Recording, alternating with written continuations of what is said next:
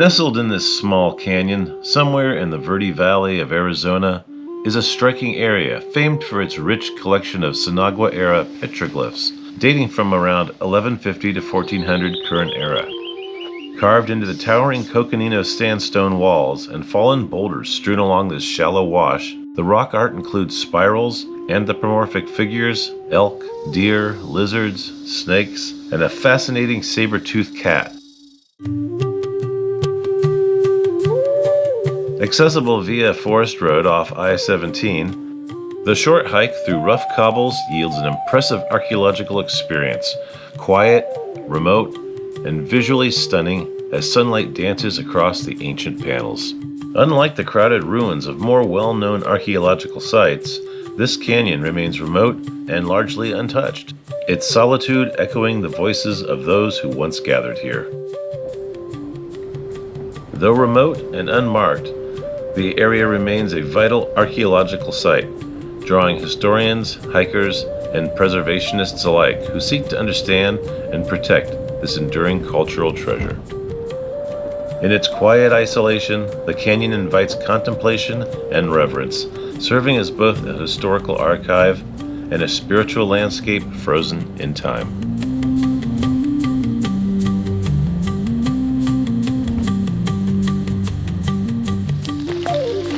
Good morning. Back in central Arizona in the Verde Valley, walking down one of the many dirt roads through the desert, looking for a small canyon that should have some amazing petroglyphs. Not sure exactly where they are, but gonna have to search around a little bit and see what we can find. Glad you could join me today. This should be quite a neat adventure. No forgotten ruins, but plenty of forgotten rock art today. And there's one specific one I'm really hoping to find. It's supposed to represent a saber-toothed cat, which I think they may have gone extinct about maybe 12,000 years ago. So this was not that old, and the people that made it weren't here 12,000 years ago. So you kind of have to wonder how they got the idea of what it looked like. But it's pretty clear representation, and I think it'll give you something to think about.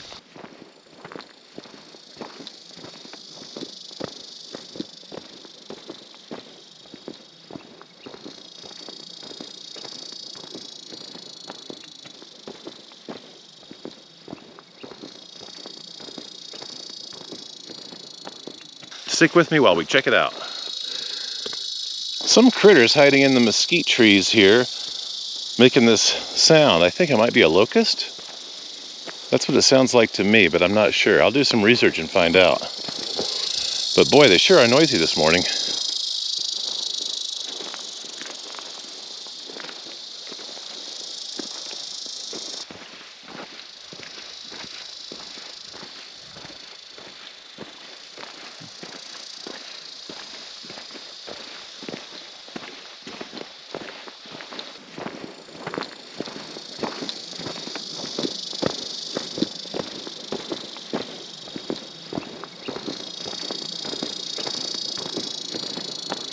This is a mesquite tree, and it's covered with thorns. Much like everything in the desert, it tries to poke or scratch you.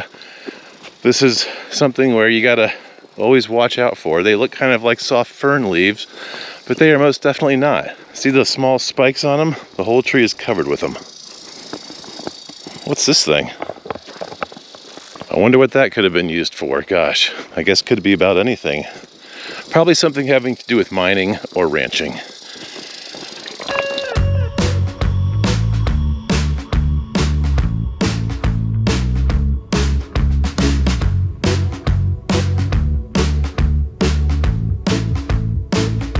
This unassuming canyon that holds within its sandstone walls a profound link to a forgotten era. At first glance, the dry wash and scattered boulders seem little more than remnants of geological time. Yet a closer look reveals a silent gallery of petroglyphs, ancient symbols painstakingly carved by the Sinagua people over 800 years ago. These intricate markings, faded yet resilient, speak of a people deeply attuned to their environment, guided by traditions, beliefs, and a cosmology largely lost to modern understanding. This place is not merely a site of artistic expression, but a cultural time capsule. A sacred space where the past lingers in stone.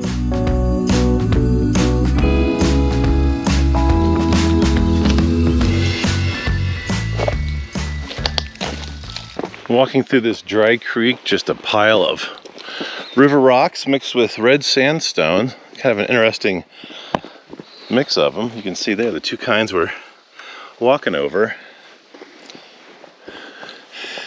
And I'm heading downstream, I believe. You know, theoretically, if there's water, I'm heading downstream. And I came across this little side trail.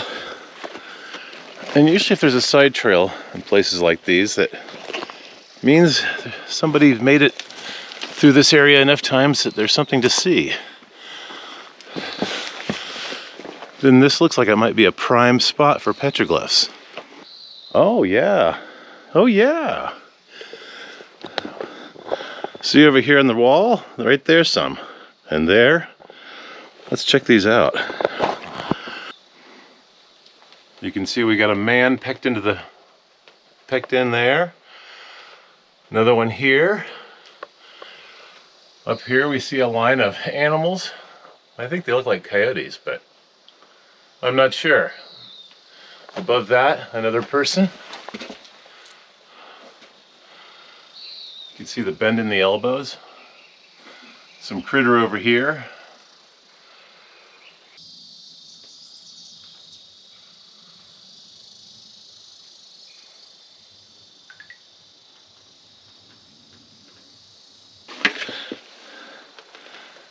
Handprint.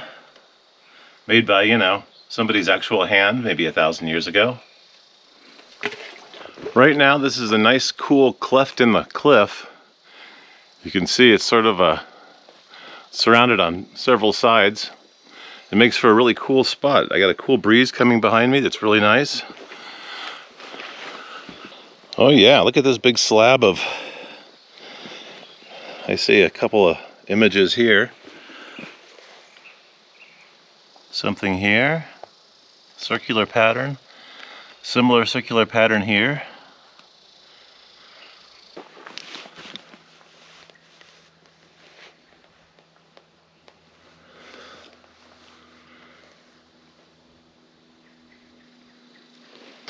Oh, and here's a cross as well. Look at that.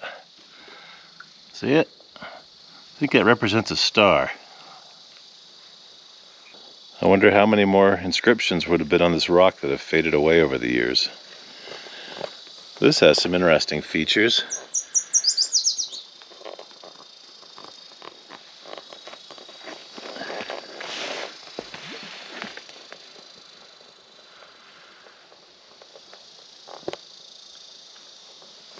Amazing.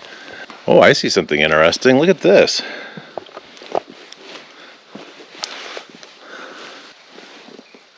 This rock has a hole bored through it.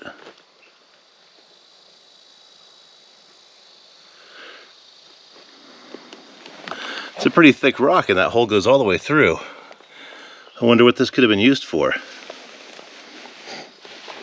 Oh, and look what we have over here. Wow. This looks like a bedrock mortar site with the monos still here. These would be used for grinding grains, usually grains that were grown, agricultural grains like corn or beans or squash seeds. They would put them in here and the rock would crush them all up, and they might push them into here over to this one where they'd maybe grind it up some more with this one. And then push it out here into a bowl, or maybe out this way into some other area to dry or to get further processed. Wow.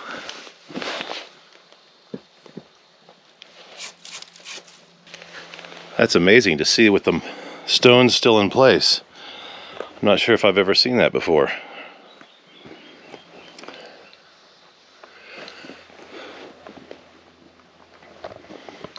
Wow.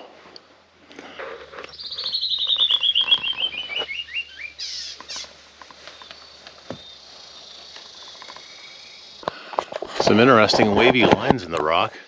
Kind of hard to tell if it was man-made or... It kind of looks like a rainbow. Another one down here that looks more natural, but one up here that looks, again, unnatural.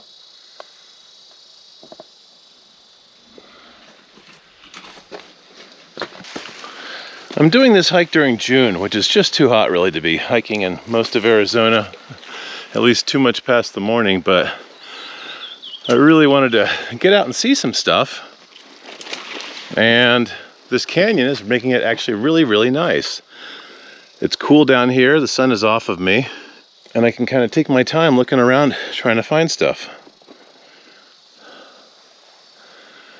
So right over here was that food preparation area with the bedrock metates and monos and some of the rock art. And then we have the dry creek below. But right across from the creek, I see something super interesting right over here. Can you see that? I got a feeling this might be what I've been searching for through this hot, hot canyon. Wow, look at all this stuff. Wow, amazing. Oh boy, look at this. That is really nice. You can almost see it easier when it's in the shade here. What do you think that is, a turtle? And maybe a mountain goat? Spirals. And then we get in the sun and you see the cross, sort of a shield. I think that's a water bug on the right and looks like another sheep on the left. Some people here. And I think this has this white around it because somebody tried to do a rubbing here, where you put a piece of paper and then you rub charcoal against the paper and get an impression, and it really screwed up the rock. It rubbed off all the patina around it. That's the natural color of the rock. And this desert varnish patina takes like 10,000 years to form, so not such a good idea. Wow, this guy's interesting. Look at his toes. Wow. Ooh, and here's one I heard about that I wanted to see. It's a giant moose. Or giant elk, I think. These antlers up here look like antlers from the elk that I've seen on a lot of petroglyphs in the area. But it's really interesting because his whole body and head and everything is pecked out. It's not just outlined. And that's a big area. Plus he's got this really interesting tail back here doing whatever it's doing.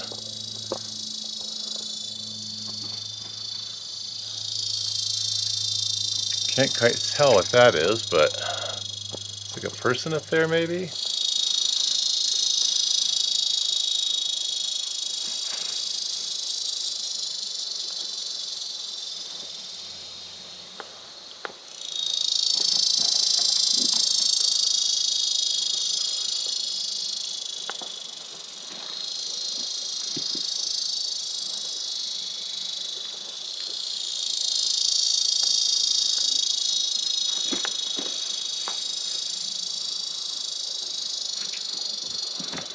Wow.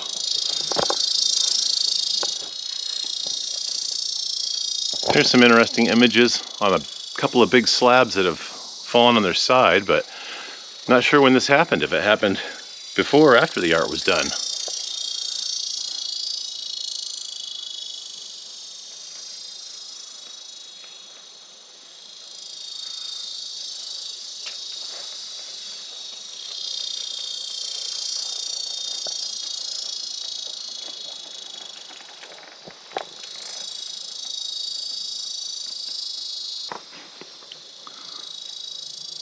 Looks like a person holding a stick and carrying something on his head. Maybe a log?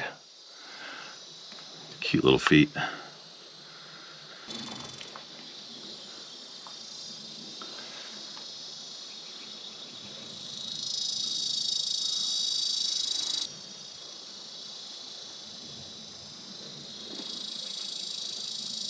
Wow. I wonder how many of these fallen chunks of rock have art on them somewhere. And they broke off from above. Boy, look at this big piece right there hanging off. That's gonna make a mess when it drops. Hopefully not today. There's a bunch of faint stuff over here. Kind of hard to see.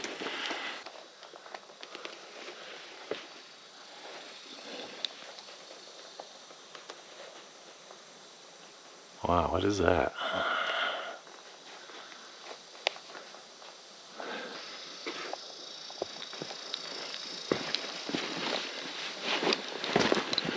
Oh, look at that.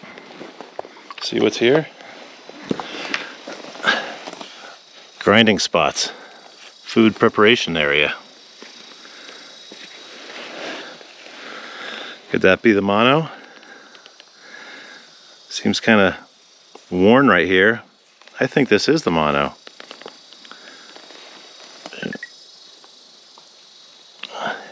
Wow, that's amazing. So tomorrow is summer solstice. I wonder if this line cutting through this round thing here is representative of something. Could that be a solstice symbol? Fascinating. There's a little hand. Pretty amazing stuff, but still can't find the saber-toothed cat I'm hoping to locate. I've heard that is just amazing to see in person. Well, let's see what's around this side. Ooh, I see some up there. Look at that amazing spiral. That thing's really cool. Looks like maybe a deer to the left. And more spirals, but these diamond-shaped spirals that are interconnected. No idea what that could mean, but man, it makes you wonder. And then just to the left of those are a couple of these little guys, which might be water bugs. Maybe turtles. And then a person just hanging out. And above them all, you looks like a coyote up here, just enjoying the view.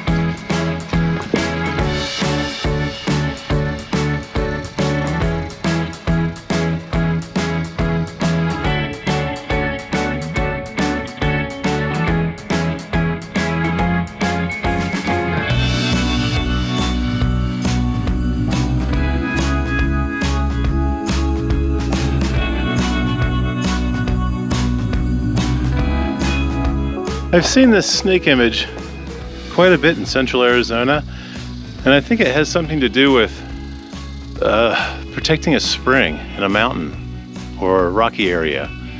And the snake's kind of a caretaker of the area, and you take care of the snake takes care of your spring, and you keep having water. And it looks sort of like the snake here is above these squiggly lines coming down, almost like a river flowing or a waterfall maybe. And down below it, maybe some fields receiving that waterfall.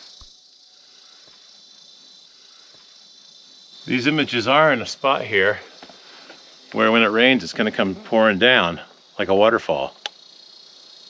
So maybe that is what it's depicting.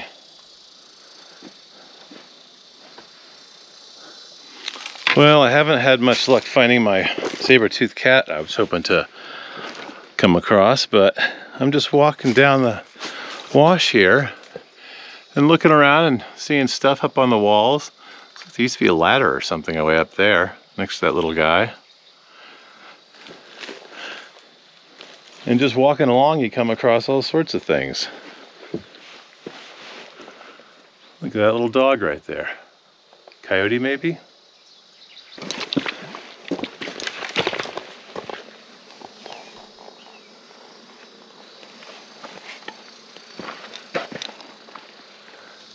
So I'm continuing my walking along this creek bed.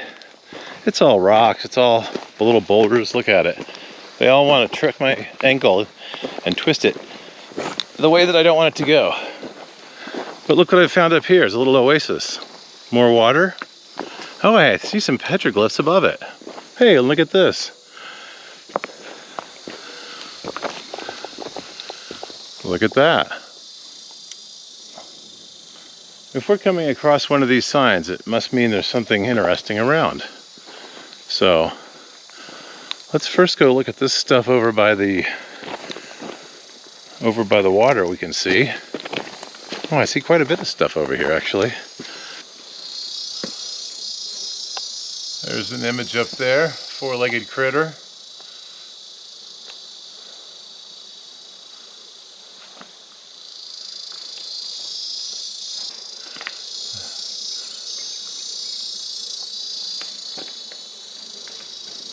Looks like bighorn sheep or coyotes. Seeing a lot of coyotes in this area. A lot more than normal. It seems like usually you'll see bighorn sheep like crazy. I think that's what they wanted to hopefully catch or feed in their family. But the coyotes I'm not sure about. I thought they were kind of considered to be tricksters or something more than wild dogs. Well, unfortunately I didn't find any saber-toothed cat hanging around that sign.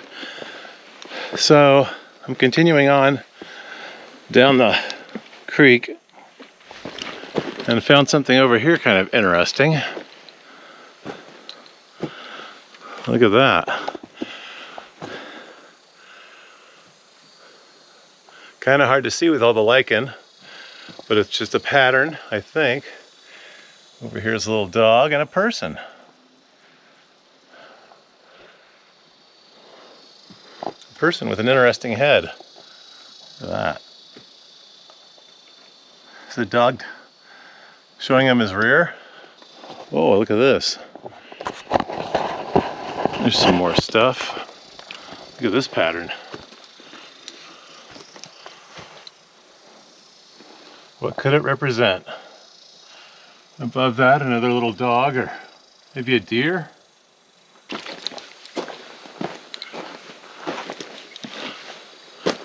Oh boy. Oh boy. I can't believe it. I'd given up hope, but I found it. The saber-toothed cat. All right.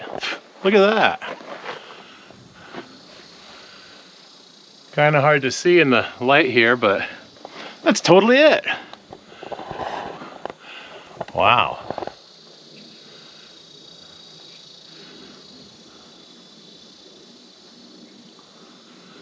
Look at those claws. Wow. It's hard to see with the shadow going across it, but you can see the head here. It's got that lichen in it around its mouth, but these two big fangs coming down. Ooh, scary. Below it's a cross, probably a star maybe. Look like a little humanoid figure to the right of that. And below that, some animals, maybe. Kind of hard to tell. Wow. This is amazing. I'd given up hope on finding this, and it's right here. How cool. That is a scary looking cat.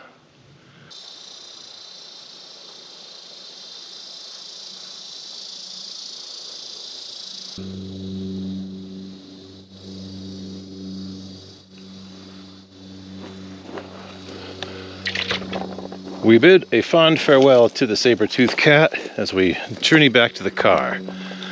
It's coming up on 11 a.m. and it's getting hot.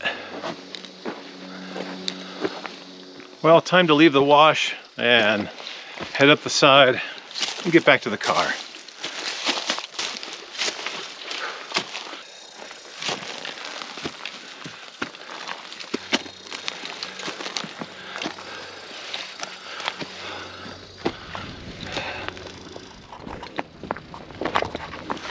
Well, thanks for joining me on another adventure. It's been a beautiful day. I'm up here out of the wash and it's not too bad. The sun's at my back and there's a nice breeze coming at me. And it's not too uncomfortable up here. I thought it was gonna be just like a frying pan, but it's not bad at all. You can see the wash down here that we were just in. If you didn't know it was there, it'd be easy to overlook. As the sun casts shifting shadows across the sandstone walls of this canyon, the enduring presence of the Sinagua petroglyphs reminds us of a civilization whose voice echoes through the ages in etched stone. Thanks for joining me, and I look forward to having you on our next adventure. In preserving and honoring this sacred site, we not only safeguard a fragile fragment of the past, but also reaffirm our responsibility to listen quietly to the stories still whispered by the canyon walls. Though their creators have long vanished into the folds of history, the symbols they left behind endure as a testament to their ingenuity, spiritual depth, and intimate connection with the land.